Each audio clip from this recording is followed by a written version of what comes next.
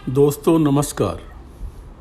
आज हम इस बात पर चर्चा करेंगे कि ओशो युवाओं को इतना आकर्षित क्यों करते हैं।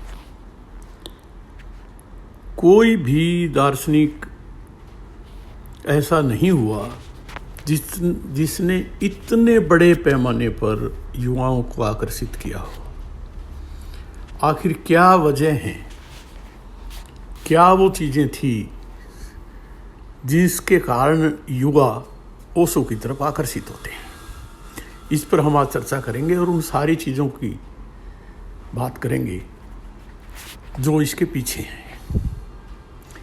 सबसे पहले ये है कि 3 शब्द हैं, एक ध्यान, एक विचार और एक स्वतंत्रता, जो ओशो की शिक्षाओं के केंद्र में है। आज जब हम युवाओं के बारे में बात करते हैं तो यह देखना महत्वपूर्ण है कि वे एक ऐसी दुनिया में रह रहे हैं जहां चुनौतियां और अवसर दोनों ही बड़े पैमाने पर हैं, बहुतायत में हैं। बहुत बड़े पैमाने पर अवसर उपलब्ध हैं और बहुत बड़े पैमाने पर चुनौतियां हैं। ऐसे में ओशो की शिक्षाएं उन्हें क्यों और कैसे आकर्षित करती हैं, ओशो उनके क्या हल सुझाते हैं, ये देखने की ज़रूरत है। ओशो, जिन्हें पहले रजनीश के नाम से जाना जाता था, 20वीं शताब्दी के एक प्रभावशाली भारतीय दार्शनिक और गुरु रहे हैं। उनकी शिक्षाओं ने जो पारंपरिक धर्म है, राजनीति है, सामाजिक संरचनाएं हैं, उनको चुनौती दी। ओशो का मानना था कि ध्यान, प्रेम और स्वतंत्रता, इनका सही मिश्रण ही मनुष्य को अपने उच्चतम स्तर पर पहुंचा सकता है। ये जो विचारधारा है, विशेषकर युवाओं के लिए एक नया दृष्टिकोण प्रस्तुत करती है। युवाओं की मानसिकता अक्सर खोज और विद्रोह की होती है। वे परंपराओं और स्थिरता से बंधे रहना नहीं चाहते, वे नई राहों की खोज में रहते हैं। ओशो की शिक्षाएं इस विद्रोही मानसिकता को पोषित करती हैं। ओशो ने हमेशा पारंपरिक ढांचों को तोड़ने और नए रास्ते बनाने की बात की। यह उनके लिए एक प्रेरणादायक मार्गदर्शन है जो उन्हें अपने जीवन की दिशा तय करने में मदद करता है। ओशो ने आध्यात्मिकता को एक नई परिभाषा दी। उनके लिए आध्यात्मिकता कोई धार्मिक अनुष्ठान या कर्मकांड नहीं था।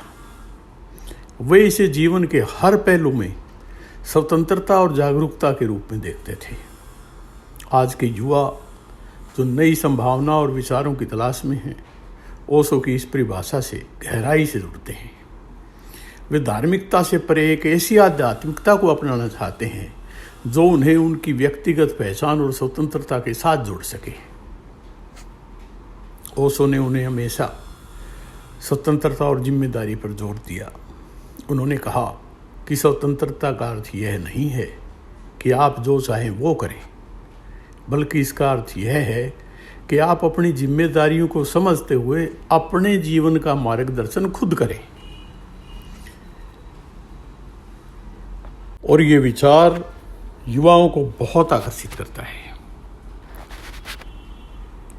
क्योंकि वे अपनी जिंदगी में स्वतंत्रता चाहते हैं, लेकिन उसी समय उन्हें यह भी समझ में आता है कि उन्हें अपनी जिम्मेदारियों का भी ध्यान रखना है।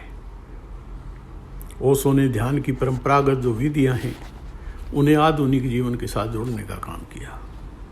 उन्होंने कई ध्यान तकनीकों का विकास किया जो आज के व्यस्त और तनावपूर्ण जीवन में युवाओं के लिए बहुत प्रासंगिक हैं। इन तकनीकों में से कई का उद्देश्य मानसिक शांति और आंतरिक संतुलन प्राप्त करना है, जो कि आज के युवाओं की सबसे बड़ी ज़रूरतों में से एक है। उनके ध्यान के तरीके सरल हैं, प्रभावी हैं और आधुनिक जीवन शैली के अनुकूल हैं।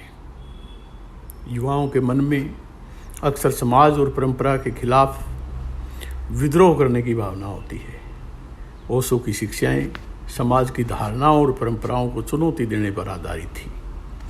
उन्होंने हमेशा नए और स्वतंत्र विचारों की पैरवी की। यही कारण है कि उनकी शिक्षाएं युवाओं के लिए एक प्रेरणा का स्रोत बन जाती हैं। वे उन विचारों को अपनाने के लिए प्रेरित होते हैं जो समाज द्वारा लगाए गए बंधनों से मुक्त हों। युवाओं के लिए ओशो की शिक्षाएं एक नई सोच, एक नई दिशा और एक नई दृष्टि प्रस्तुत करती है। वो अपने जीवन की यात्रा में मार्गदर्शन पाने के लिए ओशो की तरफ आकर्षित होते हैं, क्योंकि ओशो उन्हें खुद को समझने, अपने विचारों को परखने और अपनी स्वतंत्रता को महत्व देने की प्रेरणा देते हैं।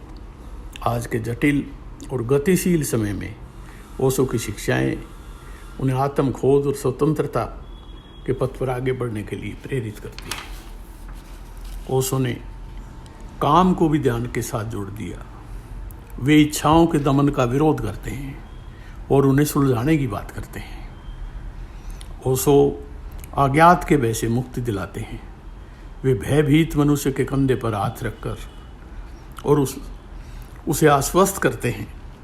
जीवन की राह पर निकले युवाओं के लिए वो एक मार्गदर्शक हैं।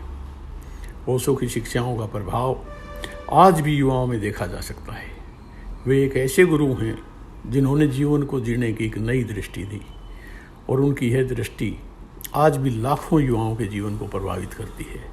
उनकी शिक्षाएं आज भी प्रासंगिक हैं और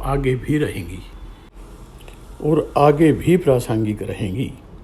धन्यवाद।